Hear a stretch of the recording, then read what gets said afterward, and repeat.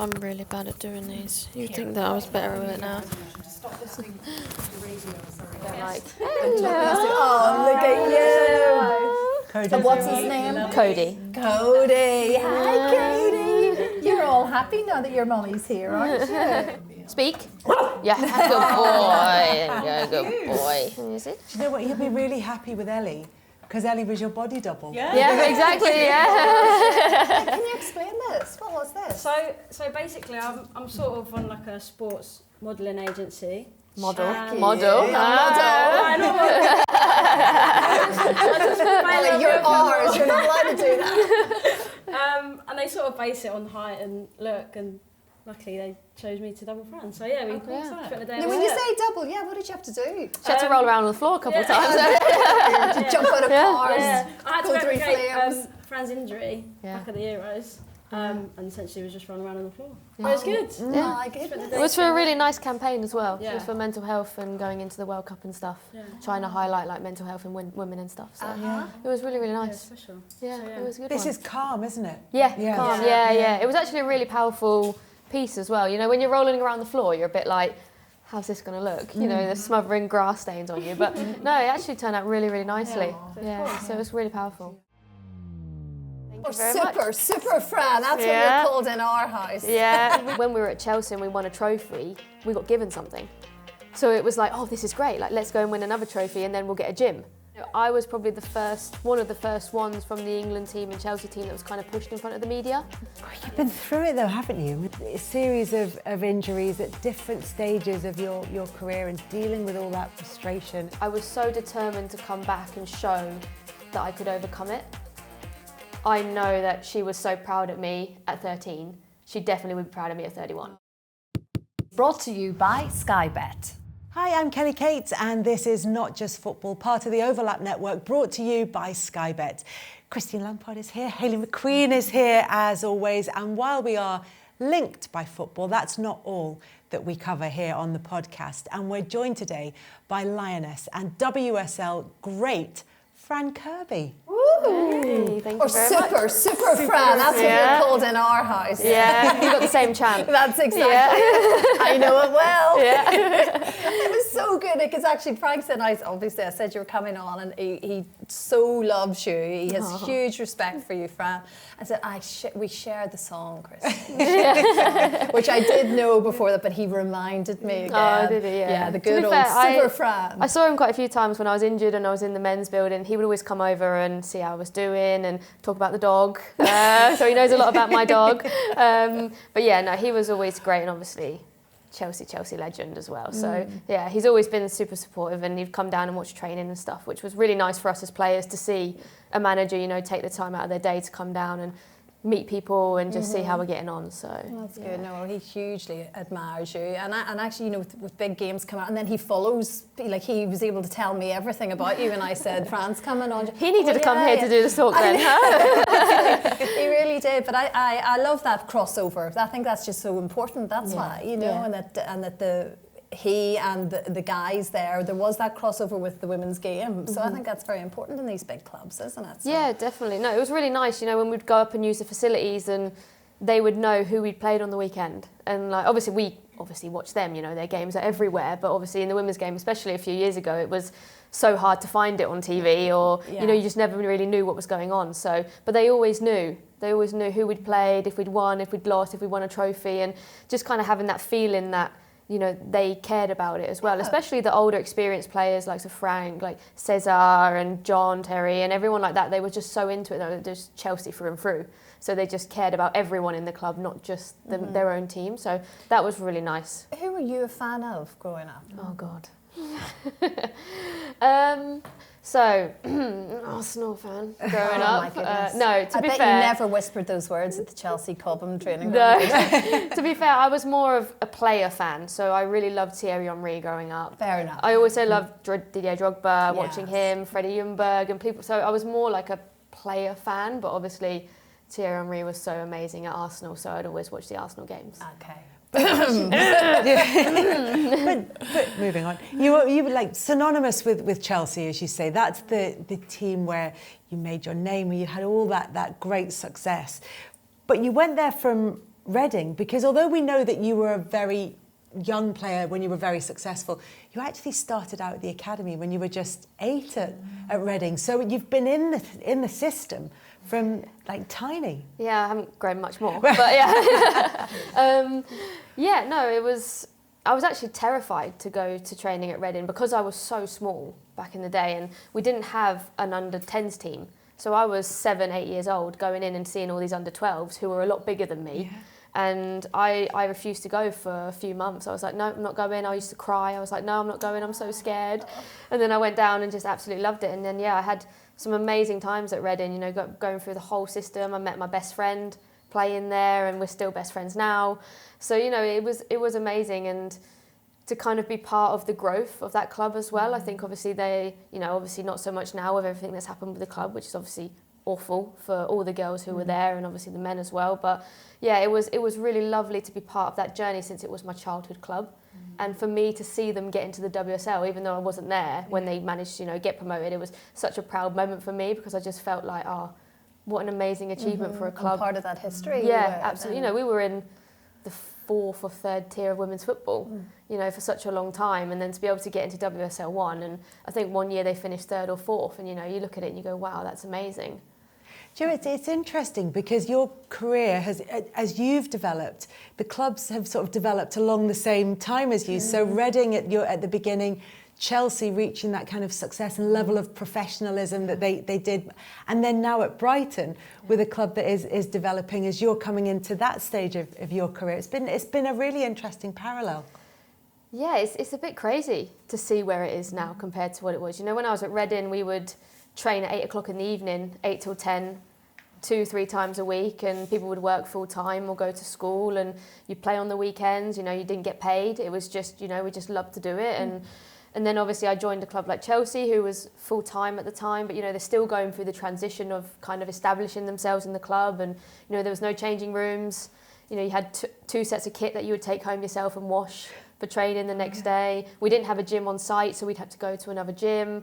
So these are quite basic requirements. Yeah. Like you didn't have access to a proper gym, you didn't have access to proper indoor training facilities. They just seemed quite basic requirements that were missing. Yeah, and I think this is where obviously now people see where women's football is, and it's amazing because we do, you turn up and you get your breakfast for you get your kit watched for you get all your boots, put in a bag for game day, or you have lunch and all these things, whereas back then, I say back then, I'm talking like 20 years ago, it was only 10 years ago, so it's not that long ago. It just wasn't possible to do these things. We'd turn up, we put our water bottles on the side of the pitch, we'd go on the pitch, we'd train, sometimes you'd get lunch, sometimes you wouldn't. So, it was very, very different back then. But it was the same as, like I said, now everyone loved it because we were just playing football, and we had an amazing team considering, a lot of people sign now for facilities, or, back then it was, no, these are the best players. I want to play with the best players. So, yeah, it's changed dramatically. And then obviously, like I said, Brighton now, when I walked into Brighton, you kind of expect to go where, you've been before in terms of like trying to build something, but they have everything there. All the foundations are there, the facilities are amazing, and it's like, this will be lovely to kind of be a part of, because you're not starting from square one, whereas obviously that's where the game was 10 years ago. When we were at Chelsea and we won a trophy, we got given something. So, we won a trophy when we got a changing room. So it was like, this is great, like let's go and win another trophy and then we'll get a gym. And, it was kind of like we earned what we got, and I really liked that because I felt like I had, not that I deserved it, because you always deserve to have, the best facilities and everything that you do, but for me it was like a real sense of accomplishment each time where I was like, I've contributed to making this facility better for those who are coming through. Yeah. And that's what I really loved about it. But yeah, I think when you talk to some of the girls now who are coming through, we didn't used to have this. They're like, whatever. And it's like, I used to get sent 1 pair of boots a month. Yeah, that's how it was. But, it's just Fran, you're different. 31, you don't know your bone. Some of the girls now, they're coming through, I'm like, how old are you? What year were you born in? I was like, oh my God. But it's changed. Like Frank talks about his West Ham early days and literally lacing boots and cleaning the boots of the other. Like, that's sort of as it was. That's not an old thing. That's progression then, isn't it? You have to earn your stripes, and I believe that is such a big thing that should stay. You shouldn't just get given things because it's accessible. You still have to, you know, show your level and be at your level every single day, and every single training session you show up, you train hard, you do your work. On a game day, you know, you're never going to be perfect, but if you put the work in, then the rewards will come to you. And I think that's how it should be in any form of life. Yeah, exactly. So, yeah. There's been so many changes, but for you, what do you think the biggest change is? Or was there a moment where you were like, wow, okay, this is where we're at now? I would probably say the biggest thing was when I first played at Wembley for England. You know, and it wasn't even full. We played against Germany when, you know, there still wasn't that much behind the women's game back then. The WSL still wasn't getting, you know, the best attendances or anything like that. But I think I came on in that game, and I can't even remember how many it was. It might have been around 30, 40,000, which you look at Wembley, it's massive. So it didn't, you know, look too full. But I came on that game, and you hear it when you come on, and you're like, oh, wow, like this is a big deal. Like, so I think that was kind of the moment for me where I was like, okay, no, this is getting real now. This is going to another level. I played at Farnborough with Reading, you know, and a couple hundred people would come down, or Staines with Chelsea, and a couple hundred people would come down. But to play at Wembley, even in front of 35,000 people, you're just like, wow, okay. I don't know how to describe it. It's not like a gift, because that would just sound weird, but it's like you get to play at the home of English football. It's an achievement. It's a deserved achievement. Yeah. So I think I get goosebumps when I drive to Costco, which is right beside Wembley. I'm going into the car park, I'm like, oh my God, it's Wembley. Wow. Look how big it is. Yeah. And I'm like done. You just love massive boxes of washing powder. That's what it is. You just get really excited. Yeah, I'm a bit excited about that. Yeah. So I do. So for it to be your world. Yeah, and it's like it's not everyone gets a chance of doing that. So if I had a chance to play at Wembley every week in front of 90,000, I would take it.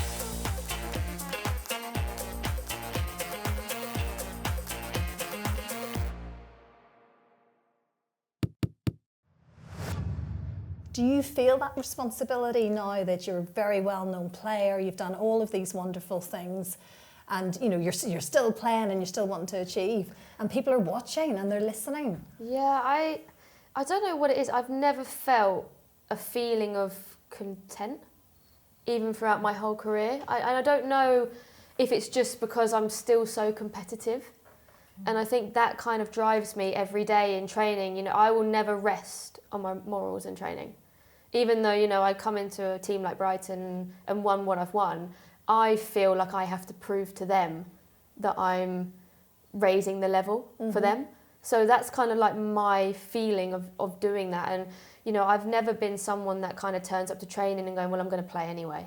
So it doesn't really matter how I train today. So you're competitive with yourself almost, as opposed to necessarily another team? Yeah, definitely. I think I've never just thought, you know, that anything is just given. You know, even, you know, years when I've won PFA Player of the Year, I'm still the next day thinking about, okay, but I've still got to be the best player on Sunday.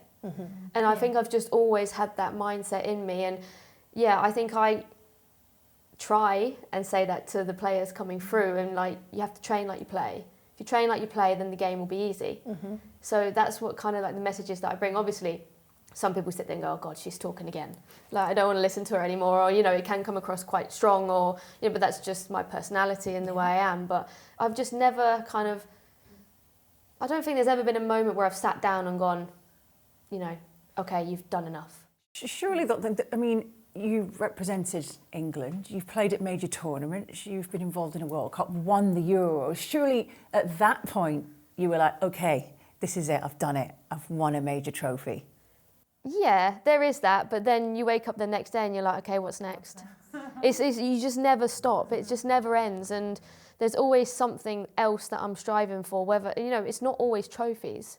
You know, there's always like a bigger picture in terms of, okay, how can I help a younger player coming through today, whether that's on or off the pitch, you know, and that's where, as you get older, you start to realise that these things are important. Obviously, back when I was 23, I was probably like, oh no, like I'm not going to listen to the older player, like, so I get it, you know, but I think, yeah, I think obviously you achieve such amazing things, and like you said, like the Euros, you know, I sit in the change room after the game, and I'm like, this is incredible. But there was also a moment of like, I was like, okay, it's over.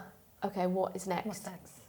So it's just always the next thing. I think, but I'm convinced that there is an elite mentality that people have, and I find it so fascinating because I think Michael Jordan used to talk about just trying to do one thing better every single day, every time that he went out, whether it was training or whether it was playing competitively. But do you get a sense of achievement? Like, do you miss out on the kind of patting yourself on the back moments because you're constantly looking ahead? Yeah, I wouldn't say that I've celebrated much throughout my career. Obviously, there's been moments, you know, when the team have got together and we're having a party or whatever. But like in terms of actually like sitting down, you know, always my family or my friends will always say like, we're so proud of you, like look what you've achieved.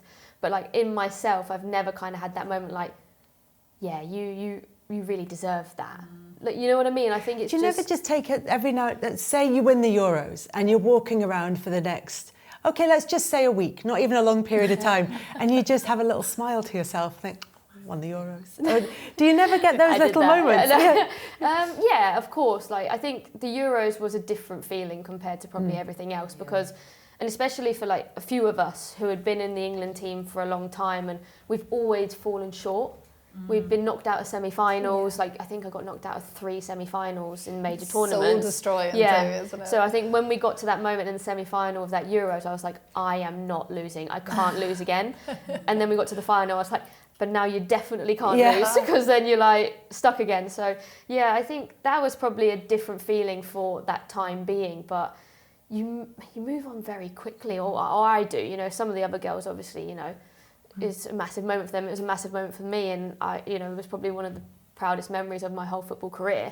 But I move on very quickly from everything, whether that's life things or football things, and that's just I think how I've been when I've had to deal with adversity before, and how I've learned how to move on from it. And I think I do the same with moments of celebration. Yeah, I suppose it keeps you level-headed and keeps you grounded when there's an awful lot of noise and buzz going on around, particularly that Euros win, and we saw how, you know, you all became household names, and the game really changed after that, and it could change you as a person. So you were very mindful of making sure that didn't happen. I'm sure your teammates were as well, but how did it affect you?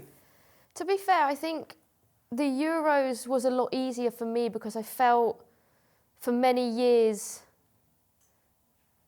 don't want to sound too big-headed here, but like, you know, I was probably one of the first ones from the England team and Chelsea team that was kind of pushed in front of the media and pushed in terms of Messi.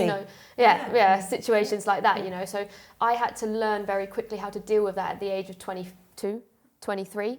So I kind of learned quite quickly how to shut out the noise, because I think there was a period where maybe I didn't, and maybe I did get ahead of myself. And thinking, oh, well, you know, you've gone and won PFA Player of the Year, you're, you know, getting called Mini Messi, you're doing all these things. Whereas actually, like, I needed people to kind of say to me, like, Fran, like, you still need to work hard and you still need to do the right things. And I think that helped me so much to deal with that moment of, that's great, but you've still got, you know, hopefully another 6 years of your career. What else can you achieve in that time?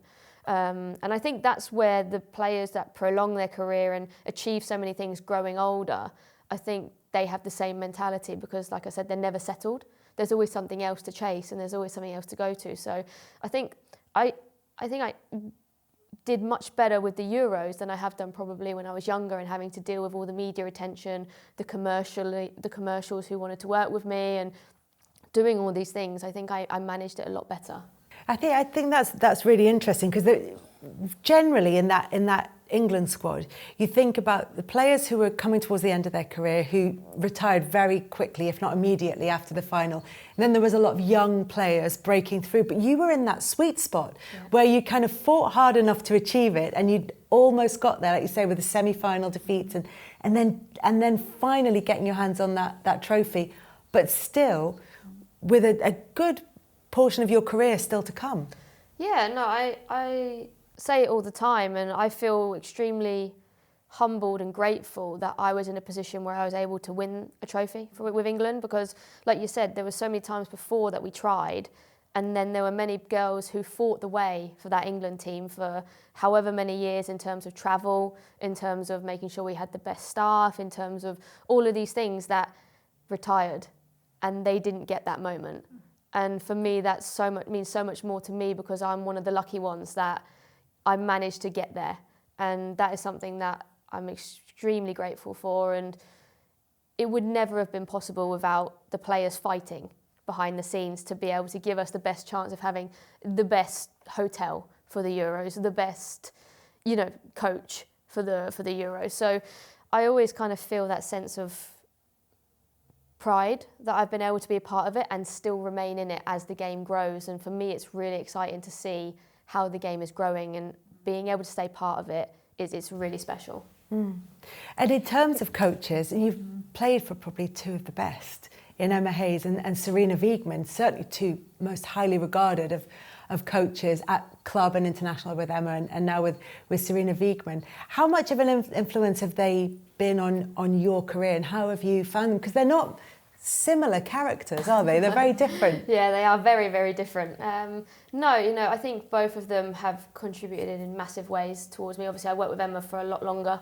than with Serena, and Emma was someone that obviously was one of the main reasons why I joined Chelsea. She was very vocal about wanting me to come, which is always nice as a player. Very when the vocal manager, about most things. Yeah, and that. But yeah, I think it was just more, me and Emma had such an amazing relationship throughout that time period, and not everyone did.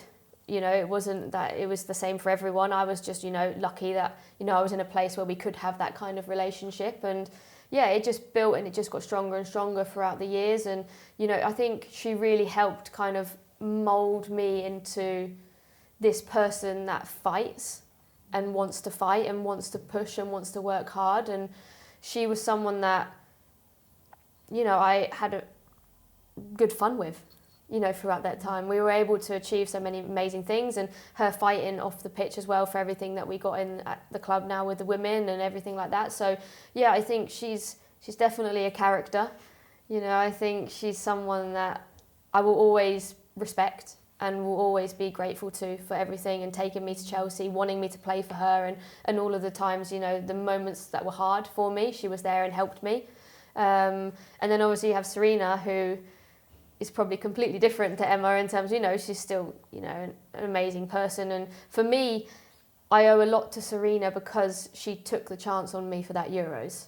And I think, I didn't play football from January to probably May of that month, of that year of the Euros. So, there was a moment for me where I was like, oh my God, am I going to get picked? Like, is it going to happen? You go through them moments and thoughts, because obviously I've been part of it for such a long time. And as a player as well, if you're looking at it on paper and you've got a player who hasn't played from January and you're coming into a Euros, it's highly unlikely you want to take them. But, she took me and started me in every game in the Euros. So, I wanted to give back to her for taking that chance, because not others maybe would have been given that chance. So I knew how important it was to kind of show her, I'm glad you picked me in a way, and I hope that you're glad you picked me with my performances. So yeah, both of them have been absolutely fundamental in my career and for the trophies that I've won, both with England and with Chelsea going forward. So how's your fitness going into the next Euros? Yeah, obviously it was a difficult moment in the USA game when you're running around and that you've got an injury. That was quite a tough moment, because I've worked so hard in the pre-season, obviously coming into Brighton and trying to get fit and starting every game and getting 90 minutes, and then you're running around and you just feel something and you're like, oh no, this is not good. So that was really, really mentally tough. I think that was probably one of the hardest injuries mentally that it was a moment I was just sitting on the floor and I was like, this can't be happening. And it's like, well, it's happened. You have to get on with it, and I took a couple of days just to kind of wrap my head around it and kind of accept. You go through the process. They say it to you early on as well. So I think this is a 6-weeker, or this is maybe a 2-month or something. You're like, what? Yeah. What? Yeah. And then obviously it could be longer for lots of different injuries. Well, at the beginning, I was like, oh, it can't be that bad. I was able to still run around a little. Yeah. Run around. I was hopping around on the pitch, but I just not going to cut it. Yeah, I didn't go down and it wasn't like that kind of moment. So I was like, oh, it's not going to be like too bad then, because I can still do things. And everyone was kind of quite positive. I don't know if they were just trying to be positive towards me to make me feel better. And then you get the scan, and then they come in and they tell you, you're looking at X, Y, and Z, and you're like, it was one of the moments, and no one in the room could believe it when I went and told them. They were like, what? Like, how has that happened in that moment? Because you're jogging on the pitch, you're not even sprinting, you're not going for a tackle, you're not changing direction, and you're like, what is this? Just something good. How good are you at rehabilitation and sticking to the plan of that? And I would say I'm an expert at that now. Well, because I tell you, it's not an easy thing for a player, isn't it? No. And you'll have your high moments where you go, okay, I've got this, I'm fine. And then you'll have those really, really sort of darker moments where it's like you can't sort of see the light. And it can be very, very difficult. It's very difficult to explain to someone else unless they've sort of lived it. It's very isolating sometimes. It's really tough. It's really tough. Like, I don't want to say luckily, but I've had quite my fair share of injuries now. So I kind of understand the process, and I understand what machines I have to use. I understand that when I get home, I can't just go out and do these things. I've got to sit on the game ready for another half an hour when I get home. Like, you know, I remember those. Yes. Yeah. So you know what you need to do, but it doesn't make it any easier. And I remember I went out to watch training one time because I like to try and stay around, but it's hard when you're doing your rehab when everyone else is training. You know, rehab days are longer than training days. People think that you go in and you get a massage and that's it. No, you know, the other day I looked at my watch and I'd been in the gym for 3 hours and 15 minutes. Wow. Yeah, it's way just tougher in the gym. than playing. Yeah, and I was like 15 minutes and that would be me proud. But I was looking at it, I was like, surely that's not right. And I was like, oh my God. Like, so it's tough. Like, it's really tough. And I was watching training and I was looking on the outside and I was like, I am so far away from that. You know, when you see the level, when you see people running and changing direction and movements, and I was standing there thinking, how am I even going to come back into this? Yeah. Are you grumpy? Frank was grumpy. I am at the beginning. Nicest word I can use. I am at the beginning, Okay. but then as I kind of get into it and I kind of feel like I'm improving or I'm getting stronger, then I can kind of find, but I really struggle with the patience.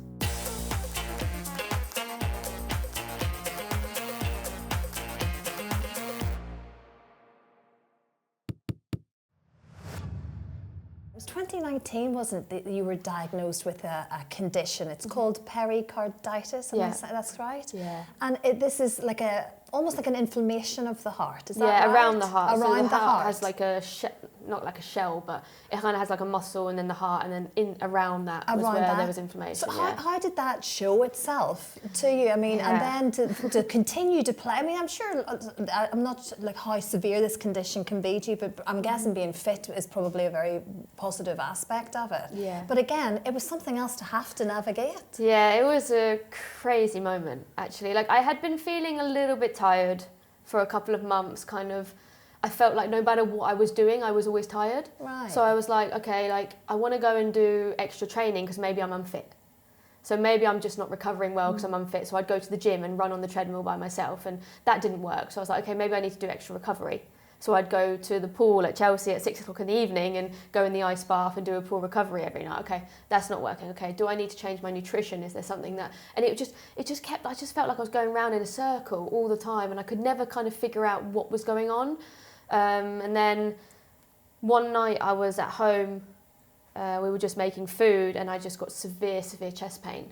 And I was sitting at the table and I got really dizzy and I got really disorientated, and it kind of felt like, you know, when you hurt yourself and the blood pressure and your head just feels like it's going to explode. Yeah. Like, it just felt like that. So I got up from the table and I was like, I feel really sick, like I need to go and lay down. And I walked across the floor, and not my dog, but my other dog, he had been castrated that day. So he was obviously very, very sore. So I stepped on him because I didn't even realise, I couldn't work out where I was, and he just yelped and cried.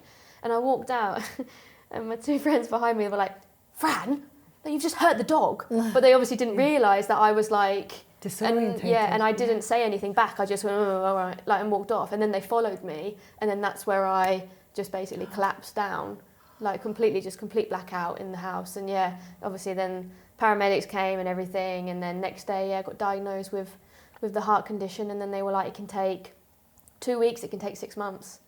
It just depends on how your body reacts to it and how you kind of recover from it. So yeah, and then I was on quite intense medication for a long time, which made you feel quite poorly. Really? Yeah, and then so it was tough. It was really, really tough. You know, I wasn't allowed to do too much walking up and down the stairs. But Basic life, like, you just couldn't do it. And they were like, and if you don't rest now, it can become chronic. And then it can just linger and linger and linger, and then you'll constantly feel like you're fighting every day. And, you know, there were moments where I kind of got back, and then I'd have a relapse. So then it was too early. So then I had to stop again, and then I'd go back, and then I'd have a relapse. So it was just like a continuous cycle until the moment where I was like, okay, I'm good.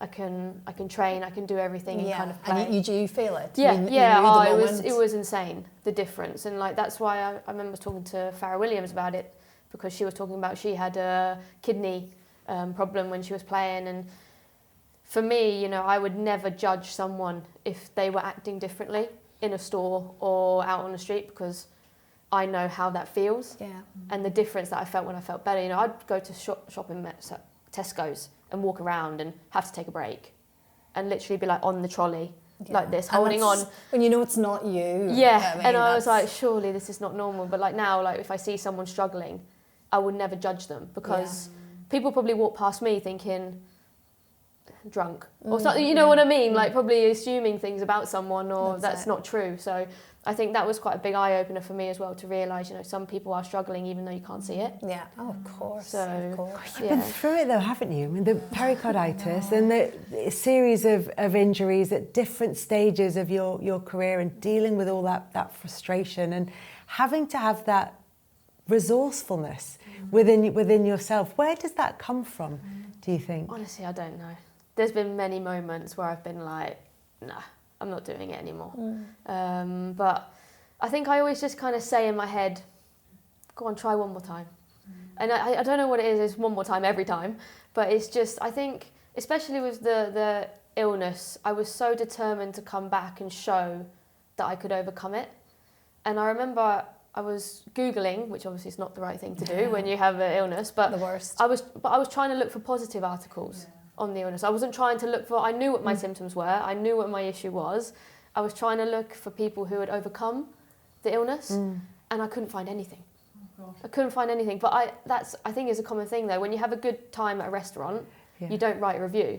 If you have a bad time, you're straight on TripAdvisor and you're writing all the negative things. Bad news travels quicker, doesn't it? Exactly. So I kind of like saw it in that way, and I was like, okay, what if I was able to overcome this? I didn't know if I was going to, but I was like, I can show, you know, others who have this same illness, because it's an awful illness. Like, it's not spoken about probably enough that it should be. It's awful. And it's all ages, obviously. It's not, you know, it's not, you know, it's not like a 50-year-old who hasn't been training, you know. And after that kind of time when I came back and I was training and playing, I had so many people reach out to me who had the same illness.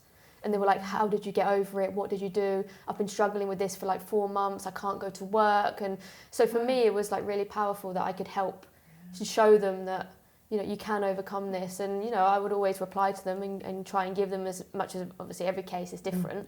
But I just felt like it was really important, because like I said, you Google something and you don't see anything positive. Well, now they Google it and they see you. Hopefully, hopefully. So I try and use every thing that I've been through to try and see if I can help someone else, because especially with injuries, you know, there's going to be other players in their career that's going to have an injury-ridden career, and that's going to happen. So it's like, how do they manage it? How do they overcome it? And yeah, I think just every time I've always been like, oh, just try one more time. See if you can do it one more time. And it will get to a point where I'll go, okay, it's enough. I think you'd be a brilliant manager. Yeah. Do you, not only just because of, but just understanding. You know, I think I really do. I think you'd be such a brilliant person to, if I were a player. My problem is that I'm completely different on a football pitch. Are you nasty? I'm quite no. I'm you quite wouldn't be on the football pitch. You need a bit of that. Yeah, I think sometimes people are like, okay, she's getting a bit much now, and they just kind of shut their ears off from me, and I'm still going. But I think I just think that it's really important to share your own life experiences to help, because you know, there's so many things that people go through and they don't think that anyone else is going through them. And of course that will always be the case in some instances, but I do think that it's important that people have something to look to be like, okay, like that person's gone through it, like I can get through it. And I think that's really powerful.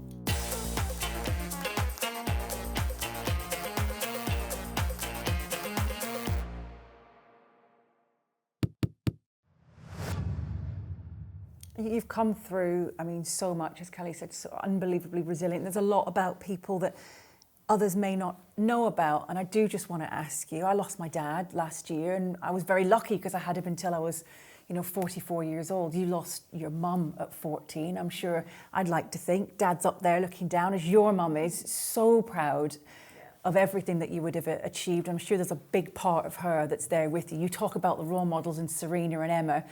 You lost your own, the number one role model that any young girl can have, which is normally your mum, isn't it? And you pointed up to her when you won the Euros. I'm just looking at the picture. Do you know what? I never celebrate, really. I never remember any celebration. But I don't know what it was in that moment. Like, I couldn't even tell you what was in that moment. It was just a split moment. Just instinctive. Yeah. But yeah, I think it's... You understand it when it happens, how awful it is, like to lose a parent or to lose a sibling, to lose a loved one, to lose, anything. And I've always said throughout my career, I've always continued playing because of her. And I don't know, obviously if she was still alive, I probably would still be playing, but I don't know if I would have achieved what I have achieved, because there's always been an extra motivation. There's always been a reason to push myself to another level. There's always been... I remember when I spoke to my dad, I quit football for a bit, and I remember my dad, he was amazing. He took on both roles, and for me, I have no idea how he did it. In terms of, taking on that role of a mother and a father at the same time with two kids who are also grieving, and he's grieving, and he has to deal with all these things. I remember there was a moment he was like, "But what do you think your mum would say if she knew you quit?" And I was kind of like, she'd slap me in the face probably, you know what I mean? So I think that was really powerful, because I was like, okay, you might not be enjoying it now. You will find the enjoyment again, but then everything I did from that moment on was, obviously it was for me, I love football, I love football, but everything I have done was because I knew how much she wanted it for me. Her dream was for me to go and win the Ballon d'Or and win FIFA Best and be this and whatever, and, obviously some people deservedly so achieve that award, but for me it was just, what can I do that I know that if she were alive, it would make her the proudest and the happiest. She was happy when I was playing at Reading and scoring 5 goals on the weekend. She'd go into work and rave about it to everyone. But I've also been able to achieve this because of her, and I don't think I would have achieved this if it wasn't for her and for that moment of, okay, you might not enjoy it, but you've got to do this for mum now. Yeah. And I think that was really, really powerful for me, and the reason probably why I keep going as well, because if my mum knew that I'd quit because of an injury, my mum was a superwoman. She'd break her hand, but she'd still be playing tennis. Do you know what I mean? So she'd be like, absolutely not. You keep going. So I think that has been a part of it as well. And obviously, you would know now, losing a parent, it's, you either, you have to have that moment of grief and you have to take it and you have to accept it. But then you have to find something that, okay, that's happened. You still get sad. I still get sad. It's been however many years, or, and there's still moments where I sit there and I'm like, oh, I really wish she was here to see it. Yeah. There's always that moment, but I know that she was so proud of me at 13. She definitely would be proud of me at 31. Oh my word, yes. So, that's what kind of keeps me going and motivated with it. And she knew from a tiny tot, didn't was she? Adamant. That you were going to be a footballer. Yeah. What was this? It was some kind of coordination test when you were tiny. So I don't know how much it's true. She probably just said it to make me feel better about myself. But yeah, when you go to the doctors and they do all the tests to see that you're functioning well, and they threw a tennis ball to me and I kicked it back, I didn't catch it. And the doctor turned around and was like, she's going to be a footballer. And I think my mum was just set then. Yeah, so the doctor said it, so that's what we're going for. And you were 3 or 4, did you Yeah, say? yeah. So this is I've got videos of me when I was 3 years old, round and round the grass kicking a football, and my mum was desperate for me to wear dresses and all these things. She wanted me to play football, but she was desperate to wear dresses, so I'm there running in the mud with a pink dress on, kicking the football and pushing my brother out the way. That's my girl, yeah. I've got pictures of my girls in the same thing, full Disney princess costume, a Disney princess ball, kicking it round the garden. So you can have your girly girl, but you also can have the footballer as well. No, she was adamant all the time. She was probably one of them annoying mums that now I'm older, it would do my head in if I knew her. She was one standing on the sideline going, my daughter's the best, isn't she? That was her. And I was now I'm older, I'm like, oh my God, that must have been awful for another parent. She probably, that's why she was stood on her own all the time probably. But yeah, she was just adamant that, that was the path and that's what I was going to do. Mm-hmm. And she was so vocal on, one day the women's game, it's going to be there and, you're going to play at Wembley. And she was just so focused on it and so driven, and honestly, if it hadn't got there, she would have been at the FA telling them, my daughter needs to play at Wembley. That would have been her.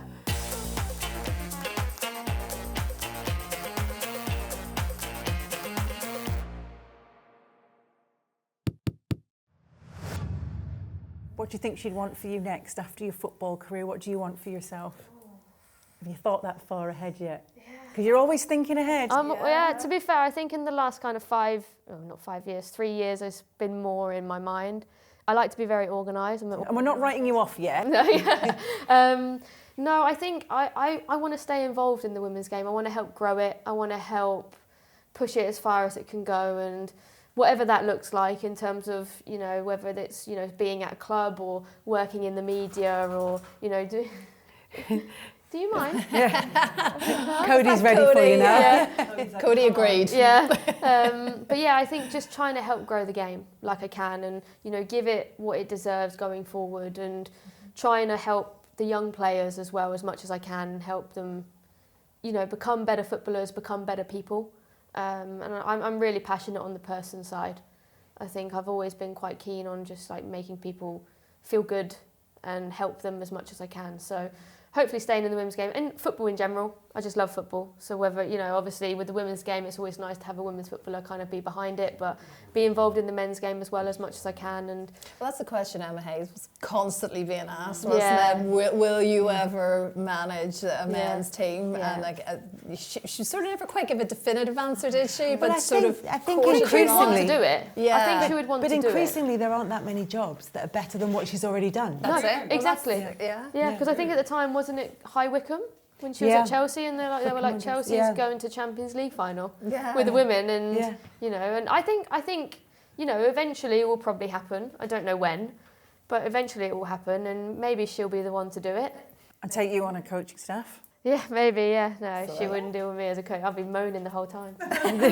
Why did that player do that? Why did they do that? But yeah, no, I think coaching also kind of, I wouldn't say coach. I think being like an analyst would maybe be a bit of me, like watching something, giving the information to the coach, who then can be horrible.